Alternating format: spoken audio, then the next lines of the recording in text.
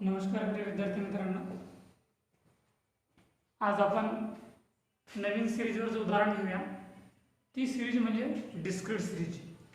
याच्या आधी आपण जे काही उदाहरण घेतलो आहे ते सिंपल सिरीजवरचे होते आहे आणि आता आपण डिस्क्रीट सिरीजवरचे उदाहरण घेऊया। त्याच्याच आधारावर तुम्हाला डिस्क्रीट सिरीज कॅल्क्युलेट करायची आहे, फक्त याच्यात मोड कॅल्क्युलेशन करण्याची पद्धत ही वेगळी असणार आहे। बाकी जो काही मीन आणि मीडियन होता तो मीन आणि मीडियन तुम्हाला सिंपल सिरीज प्रमाणेच कॅल्क्युलेट करायचा आहे, पण याच्यात मोड हा वेगळ्या पद्धतीने कॅल्क्युलेट करायचा आहे आणि ती पद्धत तुमच्यासाठी खूप महत्त्वाची असणार आहे। कारण ती पद्धत अशी आहे की जर तुम्हाला ती पद्धत एकदा समजली तर ती तुम्ही आयुष्यात कधी विसरणार नाही आणि जर तुम्ही एकदा तिला समजण्यास टाळाटाळ केली तर ते तुम्हाला समजण्यास उशीर होईल किंवा समजणारे नाही। म्हणून खूप महत्त्वाची उदाहरण असणार आहेत। याच्या नंतर या व्हिडिओपासून समोर जे काही उदाहरण आपण घेऊया ते खूप महत्त्वाचे असणार आहेत। याच्या आधी जे आपण उदाहरण घेतलो आहे ते फक्त आधार झालेले आहे, तुम्हाला समजण्यासाठी आपण ते उदाहरण घेतलो आहे। पण या तासिकेमध्ये आपण या व्हिडिओमध्ये आपण डिस्क्रीट सिरीजवरचं उदाहरण घेऊया। तुम्हाला उदाहरण मी ग्रुपवर पाठवलो आहे, तरी तुम्हाला तुमच्या डोळ्यासमोर उदाहरण ठेवता येईल आणि पुन्हा एकदा या उदाहरणाचं वाचन करतो आहे बघा। Find out mean, median and mode in discrete series. तुम्हाला सिरीज ओळखता यायला पाहिजे की सिरीज कोणती दिलेली आहे, पण परीक्षेमध्ये तुम्हाला डिस्क्रीट आणि कंटिन्यू या दोन सिरीजवरच तुम्हाला प्रश्न विचारले जातील, याची खात्री तुम्हाला करावी लागेल। बघा, find out mean, median and mode in discrete series. Serial number तुम्हाला दिलेला आहे 4, 6, 8, 10, 12, 14, 16, 18, 20, 22 अँड 24 तुम्हाला सिरियल नंबर दिलेला आहे आणि प्रोडक्शन रुपीज सुद्धा दिलेला आहे। म्हणजेच तुम्हाला तो प्रोडक्शन रुपीज जो दिलेला आहे तो फ्रिक्वेन्सी असणार आहे।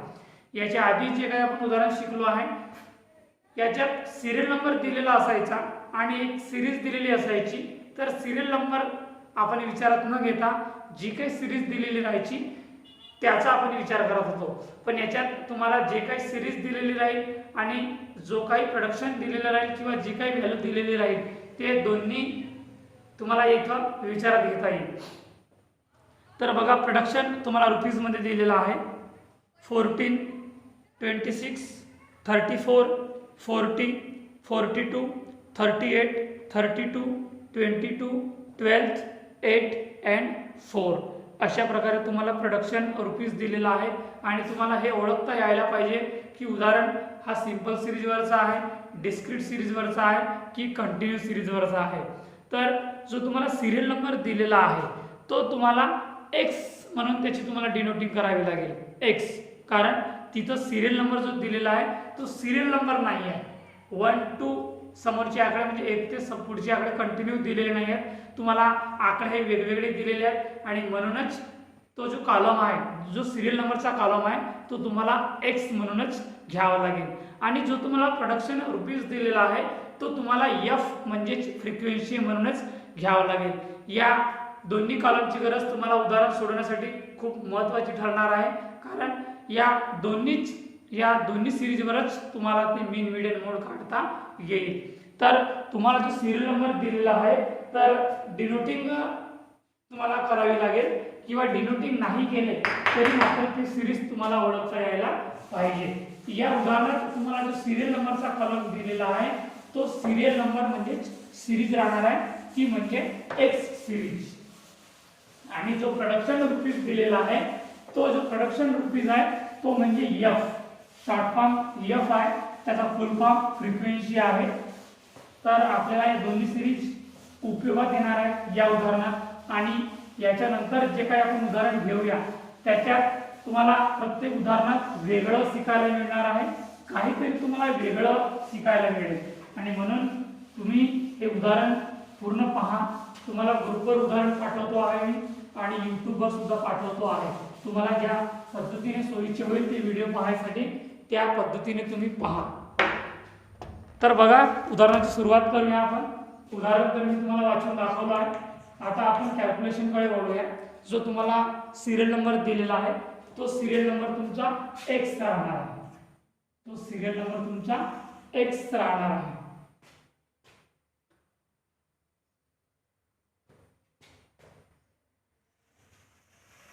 किती दिलेला आहे बघा.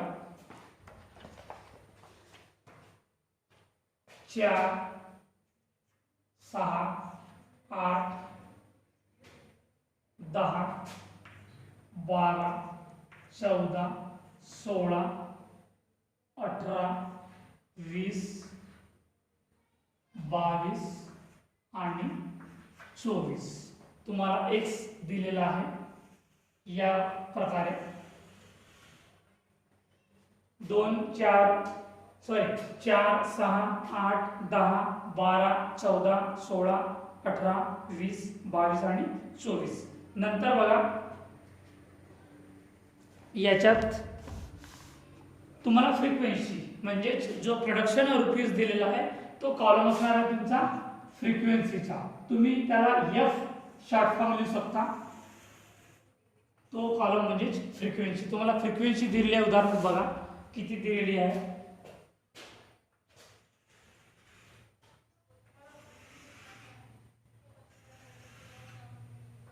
मी रेषा यासाठी पाडतो आहे कारण आपली संख्या मागे पुढे होता कामा नये आणि त्याचं जो काही आपण कॅल्क्युलेशन करतो आहे त्याच्यात मिस्टेक होता कामा नये म्हणून मी अशा प्रकारे टेबल तयार करतो आहे.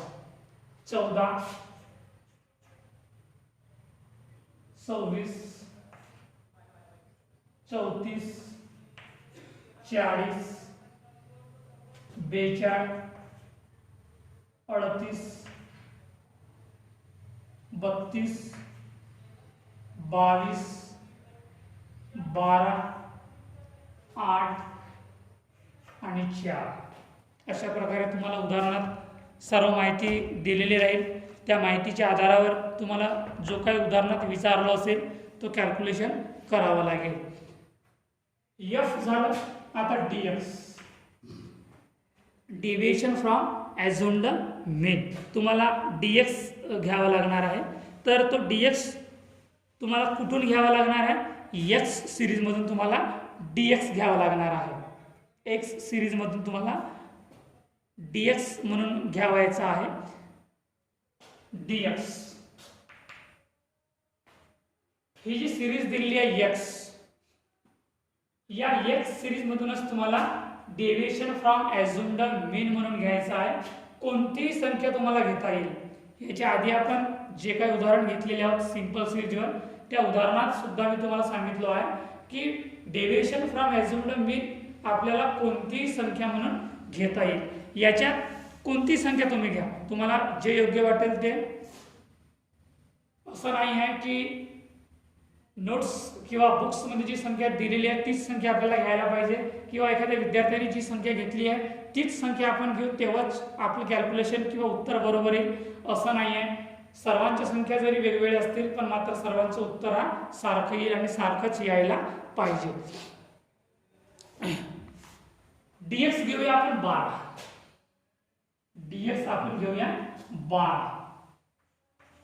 पण जी संख्या आपण ॲझ्युम्ड मीन म्हणून घेतो आहे ती संख्या इथे मेन्शन करणे आवश्यक आहे. ही संख्या आपण घेतलो आहे 12 तर या संख्येसमोर 0 येईल. आता या संख्येची तुलना तुम्हाला बाकी संख्यांसोबत करणे अनिवार्य आहे, करणे आवश्यक आहे. 12 पेक्षा 10 लहान आहेत, दोन्ही लहान आहेत म्हणून -2 -4 -6 -8 या संख्येपेक्षा या सर्व संख्या 2 4 6 आणि 8 ने लहान आहेत म्हणून -2 -4 -6 आणि -8. नंतर +2 +4 +6 +8 +10 आणि +12. इथे प्लस मध्ये संख्या का आलेल्या आहेत कारण आपण जो ॲझ्युम्ड मीन घेतलेले आहेत 12 तर या 12 या संख्येची तुलना आपण बाकी संख्यांसोबत करत आहोत. तर या संख्येसमोर किंवा या संख्येपेक्षा कोणती संख्या जर मोठी असेल तर प्लस मध्ये येईल आणि या संख्येपेक्षा संख्या लहान असेल तर मायनस मध्ये येईल. त्याचा डिफरन्स त्याचा फरक तुम्हाला काढता यायला पाहिजे. 12 पेक्षा 14 दोन्ही मोठे आहेत म्हणून +2, 12 पेक्षा 16 4नी मोठे आहेत म्हणून +4, 12 पेक्षा 18 6नी मोठे आहेत म्हणून 6, 12 पेक्षा 20 8नी मोठे आहेत म्हणून 8, 12 पेक्षा 22 10नी लहान आहे, सॉरी 10नी मोठे आहे म्हणून +10, आणि 12 पेक्षा 24 12नी मोठे आहे म्हणून +12. याच्या नंतरचा कॉलम येणार आहे तुम्हाला FDX.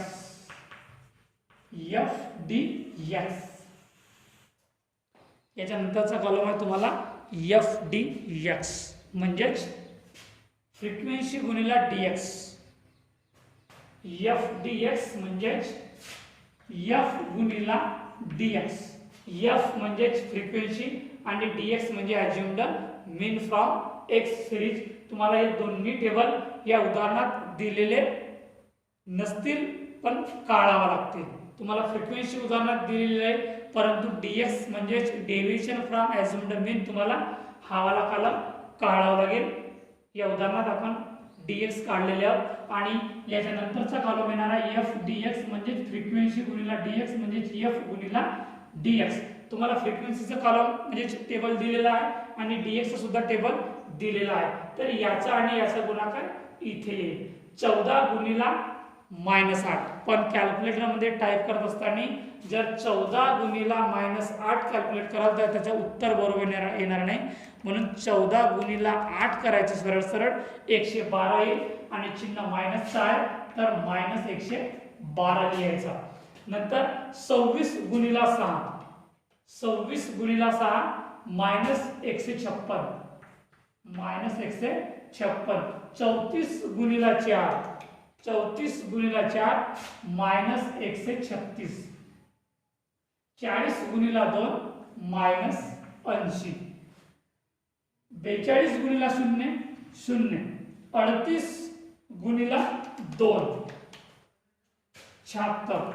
प्लस मध्ये येईल कारण +2 आहे आणि म्हणजे दोन्ही संख्या प्लस मध्ये आहेत आणि मग येणारा कॅल्क्युलेशन हा प्लस मध्ये आहे, पण प्लसचं चिन्ह लिहिणे आवश्यक नाही आहे. 32 गुणिला 4 128. 22 गुणिला 6, 22 गुणिला 6 132. 12 गुणिला 8 96. 8 गुणिला 10 80 आणि 4 गुणिला 12 48. अशा प्रकारे तुमचा FDX चा कॉलम तयार झालेला आहे. FDX म्हणजेच F गुणिला DX या दोन कॉलमचा गुणाकार आपल्याला FDX मध्ये करावा लागेल आणि म्हणून मी तुम्हाला समजण्यासाठी इथे F गुणिला DX लिहून दिलो आहे, म्हणजे फ्रिक्वेन्सी गुणिला DX तुम्हाला हे दोन्ही कॉलम अवेलेबल असतील. नंतर शेवटचा column CF for cumulative frequency. CF for cumulative frequency. तुम्हाला आता याची बेरीज करत जावं लागेल. CF मध्ये cumulative frequency CF for cumulative frequency, याच्यात फ्रिक्वेन्सीची बेरीज करावी लागेल. तर ती कशा प्रकारे बेरीज करायची आहे ते तुम्ही बघा. फ्रिक्वेन्सीचा कॉलम तुम्हाला उपलब्ध आहे या उदाहरणात अवेलेबल आहे 14. पहिल्याची टोटल किती आहे, पहिल्या संख्येची बेरीज 14. नंतर 14 आणि 26. मी टेबल थोडा मोठा करतो आहे तुम्हाला समजण्यासाठी. पहिलं उदाहरण आहे डिस्क्रीट सिरीजवरचं, तर तुम्हाला चांगल्या प्रकारे समजल्या पाहिजे.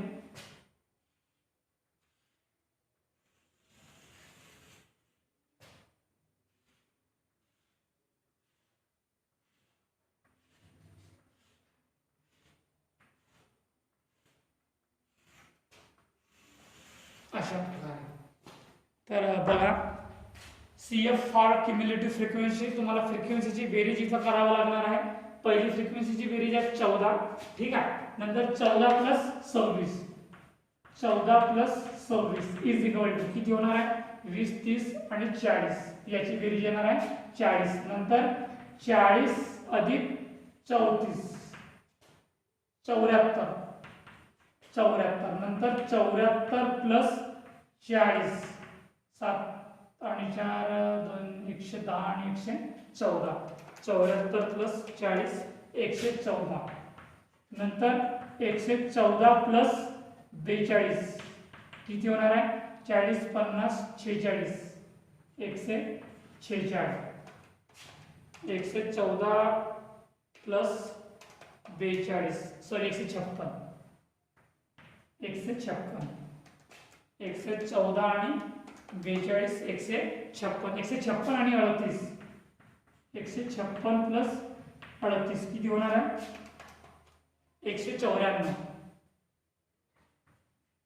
194 प्लस 32 194 प्लस 32 226 प्लस 22 248 नंतर 248 प्लस 12 60 260 नंतर 260 प्लस 8 268 नंतर 268 प्लस 4 72 272 तर हा उदाहरण आपण डिस्क्रीट सिरीजवरचा शिकत आहोत. तुम्हाला प्रत्येक उदाहरणात अशा पद्धतीने सोडवलेला मिळणार नाही. पुस्तकाचा जर तुम्ही वापर करत असाल तर मी तुम्हाला समजण्यासाठी तुम्हाला सोप्या पद्धतीने समजावा यासाठी म्हणून मी या पद्धतीचा वापर केलो आहे. आणि तुम्हाला समोर CF जर काढायचं असेल तर अशा पद्धतीने तुम्हाला काढता येईल. हे तुम्हाला समजण्यासाठी म्हणून मी प्लस प्लस करत चाललो आहे. तर बघा CF फॉर क्युम्युलेटिव्ह फ्रिक्वेन्सी याच्या या कॉलम मध्ये फ्रिक्वेन्सीची बेरीज होणार आहे. पहिली फ्रिक्वेन्सी आहे 14 म्हणून 14 जसेच्या तसे 14 प्लस 26 दोघांची बेरीज 40 नंतर 40 प्लस 34 74 प्लस 40 इथं दिलो आहे मी लिहून दिलो आहे 74 प्लस 40 114 प्लस 42 आहेत 114 plus 42 156 plus 38 194 plus 32 226 plus 22 248 plus 12 260 plus 8 268 आणि 268 प्लस 4 272 अशा प्रकारे तुमचा CF चा कॉलम तयार झालेला आहे. आणि समोर सुद्धा तुम्हाला CF चा कॉलम याच पद्धतीने तयार करायचा आहे. याच पद्धतीने ते तुम्हाला सोडवायचं आहे. तर आता बघा तुम्हाला x किती राहणार आहे आता x आपलं सॉरी फॉर्म्युलाकडे वळूया. F म्हणजे फ्रिक्वेन्सी आपल्याला फ्रिक्वेन्सी गरज पडणार आहे F इज इक्वल टू 272 याची तुम्ही बेरीज करा तर 272 येईल जी आपण बेरीज CF मध्ये कॅल्क्युलेट केलेली आहे. शेवटची टोटल आणि याची टोटल सारखी यायला पाहिजे तरच तो तुमचा उत्तर बरोबर आहे व्हॅल्युएशन बरोबर आहे असं समजता येईल. आपण याची बेरीज इकडे केलेली आहोत तर शेवटची टोटल आहे 272 म्हणजे F म्हणजे फ्रिक्वेन्सी तुमची राहणार आहे 272. आता आपल्याला ज्याची गरज पडणार आहे तर त्या पद्धतीने आपण सोडवूया. पहिला आपल्याला पॉइंट्स कॅल्क्युलेट करायचा आहे मीन. पहिला पॉइंट आहे कॅल्क्युलेशन ऑफ मीन.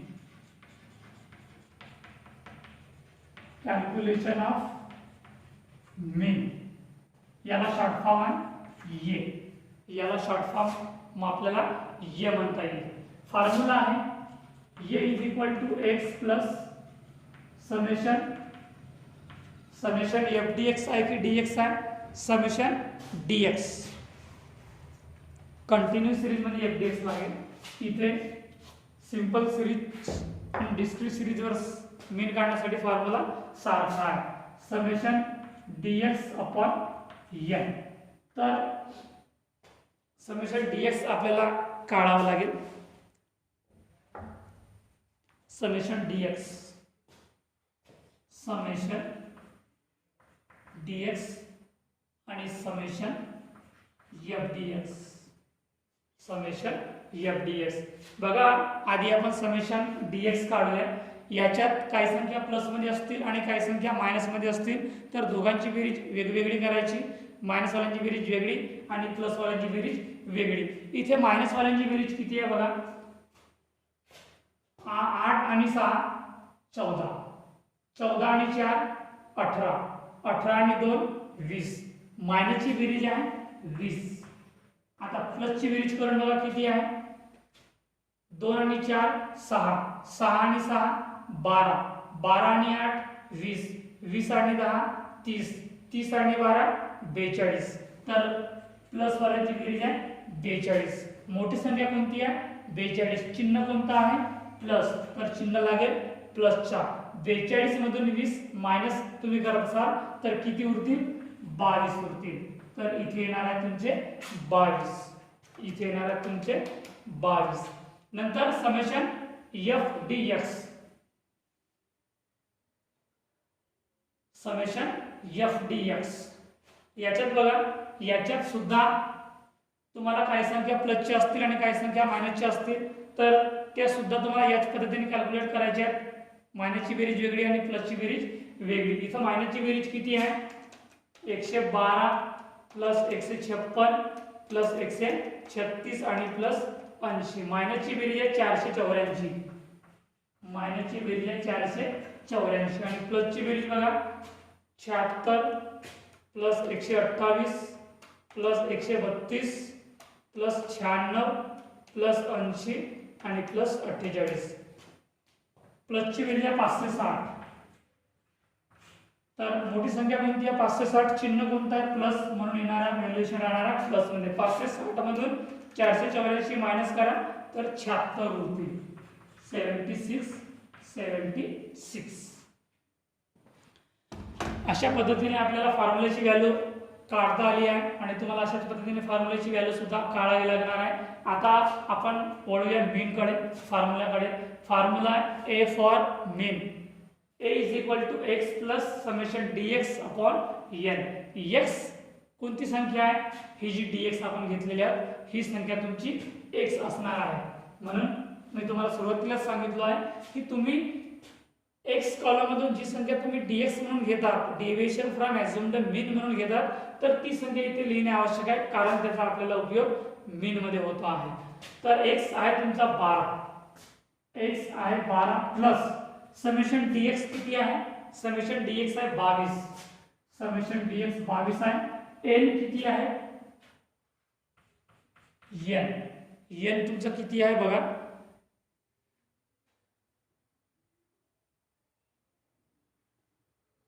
n हे असणार आहे 272.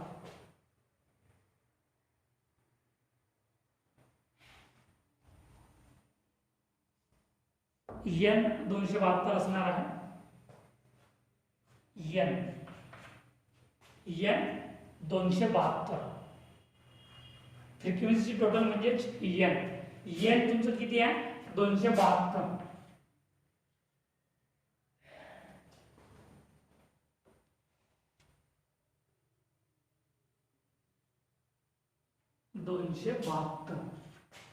तर इज इक्वल टू 12 प्लस 22 भागीला 272. 22 भागीला 272 किती आहे 0.08. 0.08. तर तुमचं ये इज इक्वल टू राहणार आहे 12 अधिक 0.08 म्हणजे 12.08. तुमचं निघालेलं आहे मीन 12.08. मीन निघालेला आहे 12.08.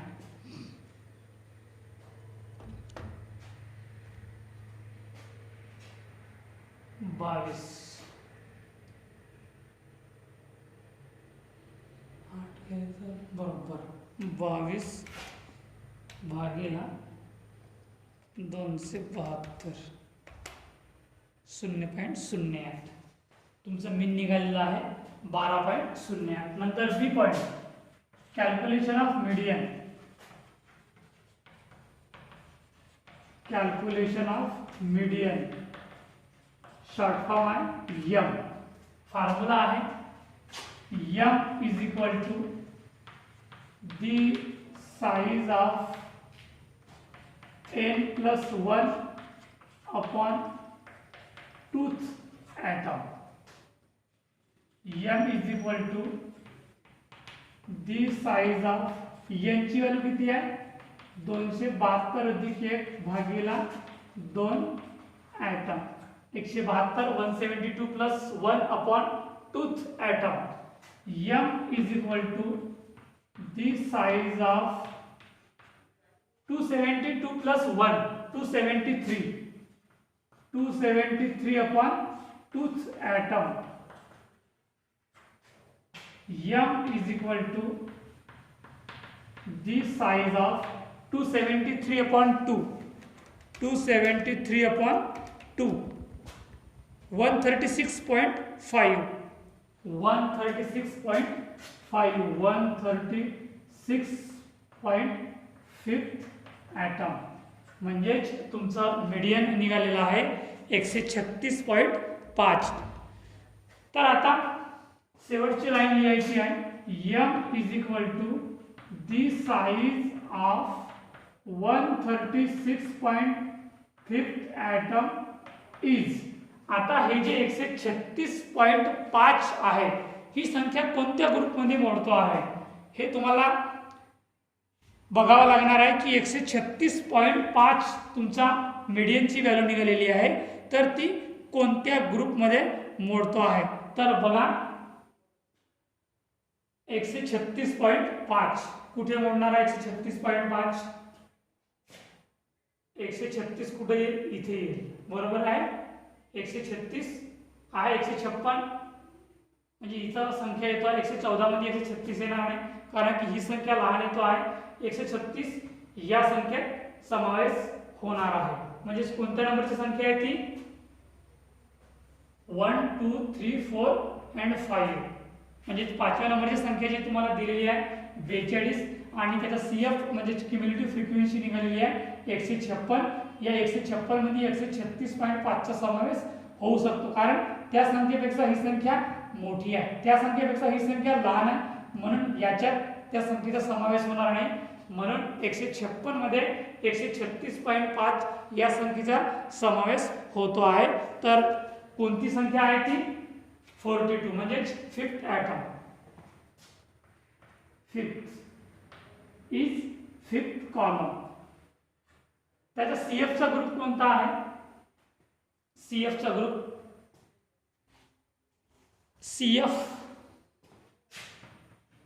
CF म्हणजे क्युम्युलेटिव्ह फ्रिक्वेन्सी 136.5 या संख्येचा समावेश 156 मध्ये होतो आहे. तर तो CF च्या कोणत्या नंबरला त्याचा समावेश होत आहे तर बघा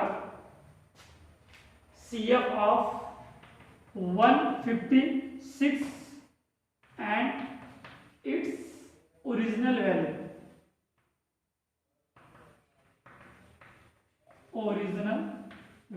is 12.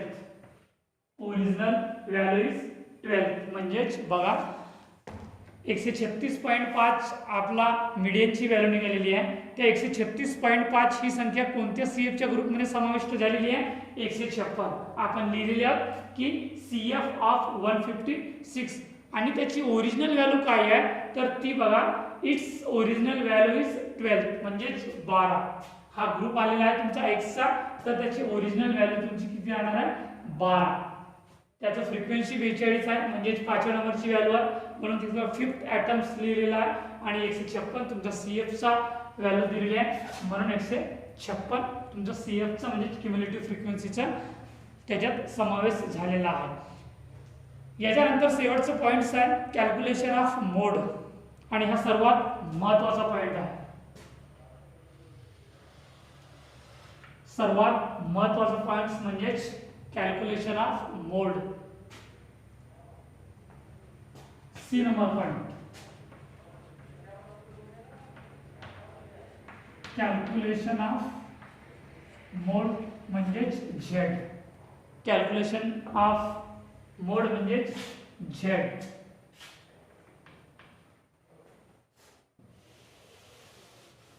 आता आपण कॅल्क्युलेशन करूया मोडचं.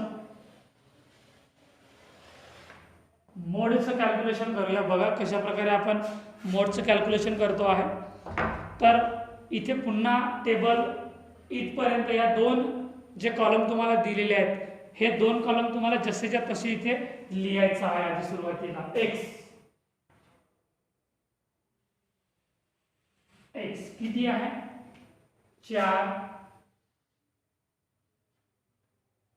6 8 10 12 14 16 18 20 22 आणि 24.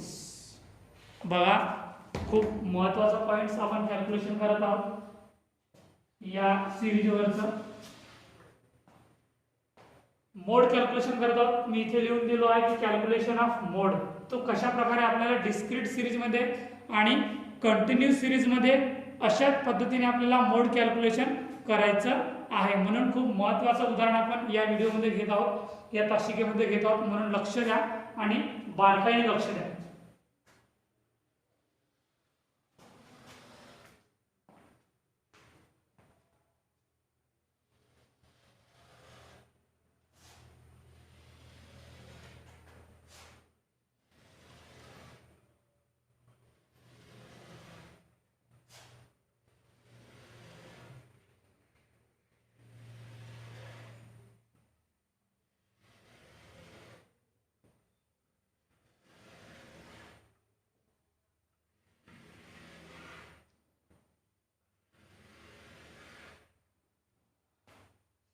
यस, नंतरचा कॉलम आहे फ्रिक्वेन्सी.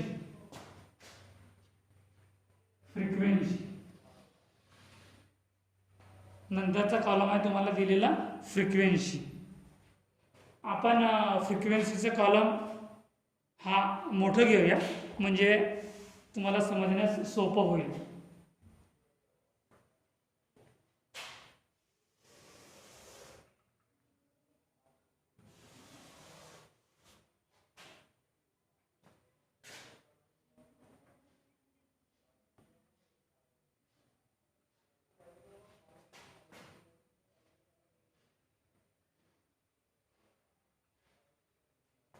एवढं मोठं घेऊया आपण. मी यासाठी मोठं कॉलम घेतो आहे कारण तुम्हाला समजण्यासाठी मला त्याची जागा जास्त लागणार आहे. फ्रिक्वेन्सी नंतर स्टेप दुसरी, ही झाली पहिली स्टेप. तुम्हाला फ्रिक्वेन्सी जशी दिलेली आहे तशीच लिहायची आहे. 14 26 34 40 42 38 32 22 12 8 आणि 4. आपण बदल काहीच केलेला नाही आहे आणि तुम्हाला सुद्धा बदल काहीच करायचं नाही आहे. आपण जेव्हा कॅल्क्युलेशन ऑफ मोड जेव्हा आपण कॅल्क्युलेशन करतो आहे डिस्क्रीट आणि कंटिन्यूस सिरीजमध्ये, तर तुम्हाला अशा पद्धतीने मोडमध्ये टेबल तयार करावा लागणार आहे. टेबल तुम्हाला अशा पद्धतीने तयार करावं लागणार आहे. त्या टेबलमध्ये तुम्हाला एक्स सिरीज मेन्शन करायची आहे आणि फ्रिक्वेन्सीचा कॉलम सुद्धा मेन्शन करायचं आहे. आता स्टेप याच्या किती पडणार आहेत तुम्हाला? 6 स्टेप तुम्हाला समोर जायचं आहे. 6 स्टेप त्या कशा प्रकारे कॅल्क्युलेशन होतील बघा.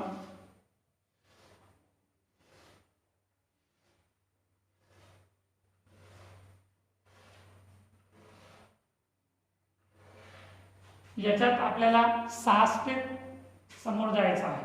ही झाली पहिली स्टेप. नंतर दुसरी step, third, fourth, fifth and sixth आणि शेवटला रिझल्ट RESULTS रिझल्ट्स. अशा प्रकारे तुम्हाला मोड कॅल्क्युलेशन करावायचं आहे. ज्या पद्धतीने आपण टेबल तयार केलेले आहोत हीच पद्धत तुम्हाला आता शेवटपर्यंत राहणार आहे डिस्क्रीट सिरीज आणि कंटिन्यूस सिरीज मध्ये. बघा तुम्हाला फ्रिक्वेन्सीचा पहिली स्टेप इथं मी लिहिलो आहे. Frequency first, second, third, fourth, fifth and sixth.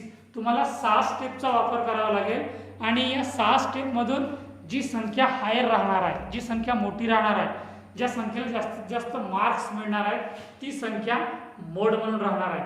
मी सुरुवातीलाच सांगितलं आहे की एकच एक संख्या जर वारंवार रिपीट होत असेल तर तीच संख्या आपल्याला मोड म्हणून घेता येईल. पण ही सिरीज डिस्क्रीट असल्यामुळे आपल्याला ती संख्या कोणती आहे ही शोधून काढावी लागणार आहे आणि त्यासाठी आपल्याला या टेबलचा वापर करावा लागणार आहे. तर बघा, पहिली स्टेप तुमची ही आहे. दुसरी स्टेप मध्ये काय होतं? दुसरी स्टेप मध्ये आपल्याला दोन दोन संख्यांचे ग्रुप तयार करावे लागतील. आपल्याला दोन दोन संख्यांचे ग्रुप तयार करावे लागतील. तर ते अशा प्रकारे ग्रुप तयार होतील. मी इथे लिहितो आहे first step, sorry second step. Second step काय केलं आहे आपण? दुसऱ्या पद्धतीत दुसऱ्या स्टेप्सची व्हॅल्यू जर आपल्याला काढायची आहे तर आपल्याला सुरुवातीच्या दोन दोन संख्यांचे ग्रुप तयार करावे लागतील. ज्या पद्धतीने आपण दोन दोन संख्यांचे ग्रुप तयार केल्यावर जर ग्रुप तयार होत नसतील तर ती संख्या सोडून द्यायची आहे.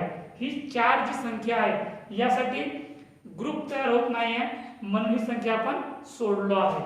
बाकी संख्यांचे दोन दोनचे ग्रुप तयार झालेले आहेत. तर आता काय करायचं आहे आपल्याला? या दोघांची बेरीज आपल्याला इथे करायची आहे. 14 आणि 26 किती होणार आहेत? 40. म्हणून इथे 40 संख्या येईल.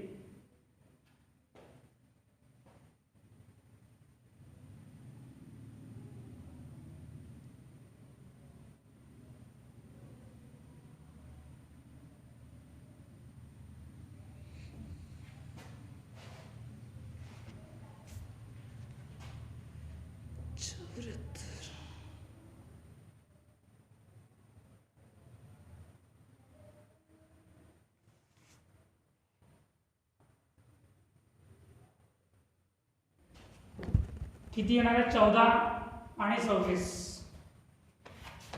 14 आणि 26 40. ती संख्या आपल्याला इथे लिहिता येईल. ती संख्या आपल्याला इथे लिहिता येईल 40. मी मधात सेंटर मध्ये यासाठी लिहितो आहे जेणेकरून तुम्हाला समजण्यासाठी योग्य होईल. कारण तुम्ही हे उदाहरण जेव्हा तुम्ही आपल्या रजिस्टर मध्ये नोंदवत असाल तर तुम्हाला ऑलरेडी कॉलम आणि टेबल दिलेले असतील. पण मला कॅल्क्युलेशनसाठी आणि तुम्हाला योग्य प्रकारे समजण्यासाठी म्हणून मी या दोघांची बेरीज इथे मध्यंतर लिहिलो आहे. नंतर 34 आणि 40 याची बेरीज किती येईल? 74. याची बेरीज येणार आहे 74. नंतर 42 आणि 38 किती होणार आहे? 40 आणि 80. या दोघांची बेरीज इथे येणार आहे 80. या दोघांची बेरीज 80. नंतर 32 आणि 22 किती होणार आहे? 54. 30 40 50 आणि 4 54. 54. नंतर 12 आणि 8 किती होणार आहे? 20. इथे येणार आहे 20. बघा, दुसरी स्टेप समजली आहे तुम्हाला. मी हळूवारपणे शिकवतो आहे जेणेकरून डिस्क्रीट सिरीजवरचं उदाहरण आहे हे पहिलं उदाहरण तुम्हाला समजण्यासाठी योग्य व्हावं, तुम्हाला लवकरात लवकर समजावं आणि चांगल्या पद्धतीने समजावं यासाठी म्हणून मी हळूहळू तुम्हाला शिकवत आहो आणि एक एक स्टेप चांगल्या पद्धतीने तुम्हाला समजावं म्हणून सांगतो आहे. दुसऱ्या कॉलम मध्ये संख्या कॅल्क्युलेट करत असताना आपल्याला सुरुवातीला दोन दोन संख्यांचे ग्रुप तयार करावे लागतील. सुरुवातीला दोन दोन संख्यांचे आपल्याला ग्रुप तयार करावा लागतील. नंतर तिसऱ्या स्टेप मध्ये आपल्याला काय करावं लागणार आहे की वरची एक संख्या ड्रॉप करायची आहे आणि नंतरच्या दोन दोन संख्यांचे ग्रुप तयार करायचे आहेत. तिसऱ्या स्टेप मध्ये संख्या कॅल्क्युलेट करत असताना आपल्याला वरची एक संख्या ड्रॉप करायची आहे, वरची एक संख्या सोडायची आहे आणि नंतरच्या दोन दोन संख्यांचे ग्रुप तयार करावे लागतील. ते बघा, आता आपण 14 आणि 26 याचा ग्रुप ऑलरेडी दुसऱ्या कॉलम मध्ये याची व्हॅल्यू पुट झालेली आहे. आता वरची एक संख्या ड्रॉप करायची आहे म्हणजे 14 ड्रॉप होईल आणि 26 आणि 74 ह्या संख्यांचे ग्रुप तयार होतील. वरची एक संख्या ड्रॉप केलो आहे आणि नंतरचे आपण दोन दोन संख्यांचे ग्रुप तयार केलेले आहोत. मी यासाठी अशा पद्धतीने कॅल्क्युलेशन करता यावं म्हणून फ्रिक्वेन्सीचा कॉलम मी मोठा ठेवलो आहे. तर बघा आता तिसऱ्या नंबरच्या कॉलम मध्ये संख्या आपल्याला काढायची आहे. तर वरची एक संख्या ड्रॉप केलो आहे आणि नंतरच्या दोन दोन संख्यांचे ग्रुप तयार केलो आहे. तर बघा 26 आणि 34 किती होतील? 30, 40, 50 आणि 60. ती 60 संख्या इथे येईल आणि सेंटर मध्ये मी लिहितो आहे कारण ती बेरीज कोणत्या संख्येची आहे हे आपल्या लवकर लक्षात यावा म्हणून मी ती संख्या मध्यंतर लिहितो आहे, सेंटर मध्ये लिहितो आहे. नंतर 40 आणि 42 किती होतील? 84 सॉरी 82.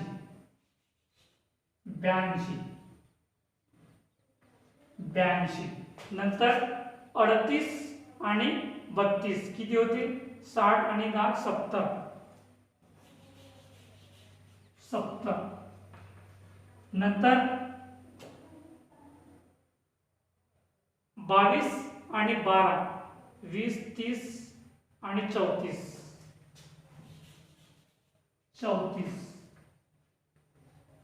नंतर 8 आणि 4 12. 8 आणि 4 12. अशा प्रकारे तिसऱ्या कॉलमची संख्या निघालेली आहे. आता चौथ्या कॉलमची संख्या तुम्हाला काढायची आहे. तर ती अशा पद्धतीने संख्या कॅल्क्युलेशन होणार आहे की आता सुरुवातीच्या तीन संख्यांचे ग्रुप तयार करावे लागतील तुम्हाला. आता सुरुवातीला तीन संख्यांचे ग्रुप तयार करावे लागतील म्हणजे 14, 26 आणि 34.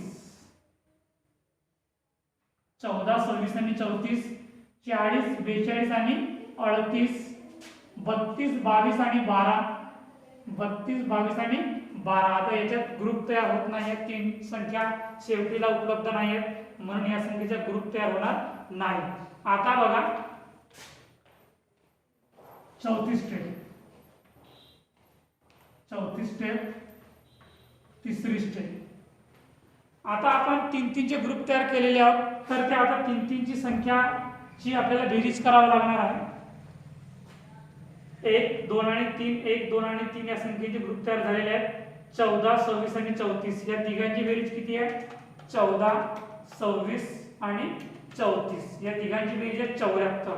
तर ते या मध्यंतर येणार आहे 74. नंतर 40, 42 आणि 38 किती येणार आहे? 40, 42 आणि 38 120 इथे येणार आहे. नंतर 32, 22 आणि 12 32, 22 आणि 12 66 इथे येणार आहे 66. बघा मी दुसऱ्या स्टेप मध्ये आणि तिसऱ्या स्टेप मध्ये मध्यांतर संख्या मध्यंतर संख्या यासाठी लिहिलो आहे कारण ती बेरीज कोणत्या संख्येची आहे हे आपल्याला तिथेच ओळखता यायला पाहिजे आणि म्हणूनच मी ती संख्या मधात लिहिलो आहे. एक कॉलम रो मिटवून. नंतर चौथ्या स्टेपची आपली संख्या व्हॅल्युएशन झालेली आहे. चौथ्या स्टेप मध्ये आपल्याला संख्या काढायची असेल तर वरच्या तीन संख्यांचे ग्रुप तयार करावे लागतील. ज्या संख्येचे ग्रुप तयार होणार नाही ती संख्या मात्र सोडल्या जाईल. याच्यात बघा चौथ्या स्टेप मध्ये बघा तीनचे ग्रुप तयार झाले आहेत. 14, 26, 34, 40, 42, 38, 32, 22 आणि 12 या तीन संख्यांचे ग्रुप तयार झालेले आहेत. तिन्ही संख्यांची बेरीज इथे आलेली आहे. नंतर पाचव्या स्टेप मध्ये काय करायचं आहे? तुम्हाला वरची एक संख्या ड्रॉप करायची आहे म्हणजे सोडायची आहे आणि नंतरच्या तीन संख्यांचे ग्रुप तयार करायचे आहे. 14 ला आपल्याला ड्रॉप करता येईल आता. तर 26, 34 आणि 40, 42, 38 आणि 32, 22, 12 आणि 8 अशा प्रकारे बघा पाचव्या कॉलम मध्ये संख्या काढत असताना आपल्याला वरची एक संख्या ड्रॉप करावी लागणार आहे आणि नंतरचे तीन संख्यांचे ग्रुप तयार करावे लागणार आहे. तर बघा 14 संख्या सोडलोय आपण ड्रॉप केलो आहे. तर 26, 34 आणि 40 या संख्येचा एक ग्रुप झालेला आहे. नंतर 42, 38 आणि 32 या तीन संख्येचा ग्रुप तयार झालेला आहे. नंतर 22, 12 आणि 8 या तीन संख्येचा ग्रुप तयार झालेला आहे। आता याची बेरीज आपल्याला पाचव्या कॉलममध्ये करता येईल। 26, 34 आणि 40, 26, 34 आणि 40, 100 याची बेरीज किती येतो आहे 100, ती इथे येणार आहे। नंतर 42, 38 आणि 32, 42, 38 आणि 32 112 येतो आहे, तर 112 इथे येईल। नंतर शेवटचा कॉलम आहे 22, 12 आणि 8, 22, 12 आणि 8 42, 42 समजलं आहे। याच पद्धतीने आपल्याला समोरचे उदाहरण सर्व सोडवायचे आहेत, कारण कंटिन्यू सिरीज मध्ये सुद्धा आपल्याला याचा वापर करता येईल आणि हीच मेथड असणार आहे। फॉर्म्युला मात्र वेगळा असणार आहे मोड काढण्यासाठी, पण पद्धत मात्र हीच असणार आहे। नंतर शेवटचा कॉलम आहे 6व्या नंबरचा कॉलम। 6व्या नंबरच्या कॉलम मध्ये आपल्याला संख्या पुट करायची आहे, संख्या काढायची आहे। तर वरच्या 2 संख्या ड्रॉप करायच्या आहेत आणि नंतरच्या 3 संख्याचे आपल्याला ग्रुप तयार करायचे आहेत। वरच्या 2 संख्या आपण जर ड्रॉप केल्या 14 आणि 26, तर 34 पासून कॉलम तयार होतील। 34, 40 आणि 42, 38, 32 आणि 22, 12, 8 आणि 4 अशा प्रकारचे ग्रुप तयार होतील। आता याची व्हॅल्यू बघा 34, 40 आणि 42, 34, 40 आणि 42 116, 116। नंतर 38, 32 आणि 22, 38, 32 आणि 22 92, 38, 32 आणि 22 92।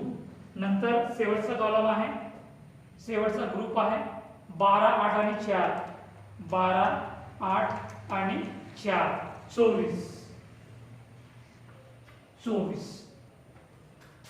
अशा प्रकारे तुम्हाला मोड कॅल्क्युलेशन करत असताना 6 पद्धतीचा वापर करावा लागणार आहे। तुम्हाला 6 स्टेप तयार करावे लागणार आहेत। ते अशा प्रकारे स्टेप तयार करावे लागतील। आपल्याला फ्रिक्वेन्सीचा म्हणजे पहिला कॉलम तुम्हाला दिलेला असणार आहे। नंतर दुसऱ्या कॉलम पासून तुम्हाला अशा प्रकारे ग्रुप तयार करावे लागतील। दुसऱ्या कॉलम मध्ये संख्या कॅल्क्युलेशन करत असताना वरच्या 2 संख्येचे ग्रुप तयार करावे लागतील। तिसऱ्या संख्येमध्ये व्हॅल्युएशन म्हणजे व्हॅल्यू काढत असताना वरची 1 संख्या ड्रॉप करून नंतरच्या 2 संख्यांचे ग्रुप तयार करावा लागतील। चौथ्या कॉलम मध्ये संख्या आपल्याला काढायची असेल तर वरच्या 3 संख्याचे ग्रुप तयार करावे लागतील। पाचव्या कॉलम मध्ये संख्या काढत असताना आपल्याला वरची 1 संख्या ड्रॉप करून नंतरच्या 3 संख्यांचे ग्रुप तयार करावे लागतील। आणि शेवटच्या स्टेप मध्ये म्हणजे 6व्या स्टेप मध्ये आपल्याला वरच्या 2 संख्या ड्रॉप करून नंतरच्या 3 संख्यांचे ग्रुप तयार करावे लागतील आणि त्याची संख्या अशा प्रकारे लिहावा लागेल। नंतर आहे रिझल्ट्स। बघा आता रिझल्ट्स कशा प्रकारे आपल्याला काढायचे आहेत। आपल्याला इथे सहाय्य पद्धतीचा विचार करावा लागणार आहे, पण स्टेप बाय स्टेप 1 बाय 1 पद्धतीचा आपण उपयोग करूया। रिझल्ट काढत असताना पहिला ग्रुप हाय, दुसरा हाय, तिसरा, चौथा, पाचवा आणि 6वा। तर बघा आता आपल्याला काय करायचं आहे, पहिल्या ग्रुप मधून सर्वात मोठी संख्या तुम्हाला बघायची आहे की ती संख्या कोणती आहे। बघा पहिल्या ग्रुप मधून सर्वात मोठी संख्या कोणती आहे 14, 26, 34, 40, 42, 42 सर्वात मोठी संख्या आहे बरोबर। ती 42 संख्या फक्त एकाच संख्येची बेरीज आहे, ही 42 आहे। ही कोणत्या 2 संख्येची बेरीज नाही आहे किंवा कोणत्याही 3 संख्येची बेरीज नाही आहे, फक्त ही स्वतंत्र आहे 42 आणि ही संख्या मोठी आहे म्हणून 42 संख्येसमोर 1 मार्क जाईल। 42 संख्येसमोर 1 मार्क जाईल। पहिल्या स्टेप मध्ये सर्वात मोठी संख्या पाहायची आहे, 42 सर्वात मोठी संख्या आहे आणि म्हणून त्याला 1 मार्क्स गेलेला आहे। नंतर दुसऱ्या स्टेप मध्ये बघा, दुसऱ्या स्टेप मध्ये सर्वात मोठी संख्या कोणती आहे 40 तर नाही आहे, 74 नाही आहे, 80 आहे। बाकी सर्व संख्या लहान आहेत, सर्वात मोठी संख्या 80 आहे। आता ही संख्या 80 कोणत्या कोणत्या संख्येची बेरीज आहे हे तुम्हाला लक्षात घ्यावं लागेल। ही जी 80 बेरीज आलेली आहे ती 42 आणि 38 या 2 संख्येची बेरीज आहे। 42 आणि 38 या दोघांची बेरीज 80 आहे म्हणून या दोन्ही संख्येला 1-1 मार्क्स जाईल। तो म्हणजे 42 ला 1 आणि 38 ला 1 अशा दोन्ही संख्येची बेरीज 80 आहे म्हणून त्या दोन्ही संख्येला 1-1 मार्क्स जाईल। नंतर तिसऱ्या स्टेप मध्ये बघा, तिसऱ्या स्टेप मध्ये सर्वात मोठी संख्या कोणती आहे? 82. सर्वात मोठी संख्या 82 आहे. कोणत्या दोन संख्यांची बेरीज आहे किंवा कोणत्या कोणत्या संख्येची बेरीज आहे? 82, 40 आणि 42 या दोन संख्याची बेरीज आहे 82 आणि म्हणून 40 ला 1 मार्क जाईल आणि 42 ला 1 मार्क जाईल. 40 ला 1 मार्क गेला आणि 42 ला 1 मार्क गेला. नंतर चौथ्या स्टेप मध्ये बघा, चौथ्या स्टेप मध्ये कोणती सर्वात मोठी संख्या आहे? 120 आहे. सर्वात मोठी संख्या 120. ही 120 संख्या किती संख्येची बेरीज आहे आणि कोणकोणत्या संख्येची बेरीज आहे हे तुम्हाला पाहावं लागणार आहे. तर 120 ही संख्याची बेरीज आलेली आहे तुम्हाला 40, 42 आणि 38 या तीन संख्येची बेरीज तुम्हाला 120 आलेली आहे. तर तिघालाही एक एक मार्क जातील. 40 ला 1 जाईल, 42 ला 1 जाईल आणि 38 ला 1 जाईल. समजलं? खूप सोपा आहे. तुम्हाला सुरुवातीचे उदाहरण समजून घ्यावं लागेल, तुम्हाला समजावं लागेल, लिहावं लागेल आणि तुम्हाला अडचणी येत असतील तर ते तुम्ही मला विचारावं सुद्धा लागेल. तेव्हाच तुमचे प्रॉब्लेम सॉल्व्ह होतील. नंतर पाचव्या स्टेप मध्ये बघा, सर्वात मोठी संख्या 42 आहे. ही 42 कोणत्या संख्येची बेरीज आहे हे बघा तुम्ही. 112 सर्वात मोठी संख्या 112 आहे आणि ही कोणत्या संख्येची बेरीज आहे? 42, 38 आणि 32 तिघांची बेरीज आहे. म्हणून तिघांना सुद्धा एक एक मार्क जाईल. तिघांना सुद्धा एक एक मार्क्स गेलेला आहे. आणि शेवटचा कॉलम आहे 6वा. 6व्या मध्ये सर्वात मोठी संख्या 116 आहे. या 116 कोणत्या कोणत्या संख्येची बेरीज आहे? 34, 40 आणि 42 हे तिघांचा ग्रुप पडलेला आहे. 34, 40 आणि 42. तर 34, 40 आणि 42 या तीन संख्येचा ग्रुप तयार झालेला आहे. अशा पद्धतीने तुमचा रिझल्ट मिळालेला आहे. सर्वात जास्त मार्क्स तुम्हाला मिळालेले आहेत. 42 या ग्रुपला सर्वात जास्त मार्क्स मिळालेले आहेत. याची मार्क्सची काउंटिंग करा. 1, 3, 5, 3 आणि 1 सर्वात जास्त मार्क्स तुम्हाला इथे मिळालेले आहेत. आणि हा ग्रुप तुमचा 42 चा आहे. म्हणजेच 12 तुमचं काय राहणार आहे? मोड राहणार आहे. मॅक्सिमम स्कोर बाय 6 सॉरी 6 बेरीज यायची 6. तर इथे लिहायचं maximum score bye 6. Maximum score bye 6. 6 times 6 times तुम्हाला मॅक्सिमम स्कोर आलेला आहे. तो म्हणजे 12चा आलेला आहे. म्हणजे मोड इज 12 म्हणजे z इज इक्वल टू 12. तुमचा मोड किती निघालेला आहे? 12 तुमचा मोड निघालेला आहे. खूप सोपं उदाहरण आहे. पहिलं उदाहरण आहे. आपण प्रत्येक स्टेप एक एक स्टेप समजून सांगितलं आहे. तरी तुम्हाला काही अडचणी येत असतील तर तुम्ही मला विचारा. आणि मी तुम्हाला वारंवार सांगतो आहे की जर तुम्हाला काही डाऊट्स असतील, काही कन्फ्युजन असेल तर तुम्ही एक दिवस 10 किंवा 15 उदाहरण झाल्यानंतर एक दिवस कॉलेजला व्हिजिट द्या. तुमचे जे काही सगळे डाऊट्स आहेत, कन्फ्युजन आहेत ते आपण दूर करूया. तर हा झाला तुमचा डिस्क्रीट सिरीजवरचं पहिलं उदाहरण. खूप चांगल्या पद्धतीने आपण सोडविलो आहे आणि तुम्हाला वारंवार ते व्हिडिओ पाहता येतील की आपण कशा पद्धतीने सोडविलो आहे. अशाच पद्धतीने आपल्याला उदाहरण समोर शिकायचे आहेत, समोर कॅल्क्युलेट करायचे आहेत. खास करून मोड ही स्टेप आता तुम्हाला शेवटपर्यंत असणार आहे. फक्त फॉर्म्युला बदलणार आहे. कंटिन्यू सिरीजचा फक्त फॉर्म्युला बदलणार आहे. पण मात्र मोड याच पद्धतीने याच्यानंतर कॅल्क्युलेशन करायचं आहे. म्हणून तुम्ही सुरुवातीचे उदाहरण बारकाईने लक्ष देऊन ऐका. तुम्ही आपल्या रजिस्टरमध्ये त्याची नोंद करून घ्या, समजून घ्या. तुम्हाला काही अडचणी असतील तर मला विचारा, ग्रुपवर विचारा. हे उदाहरण आपण इथेच संपवूया. पुढचं उदाहरण आपण पुढच्या व्हिडिओमध्ये घेऊया. इथेच थांबूया. धन्यवाद.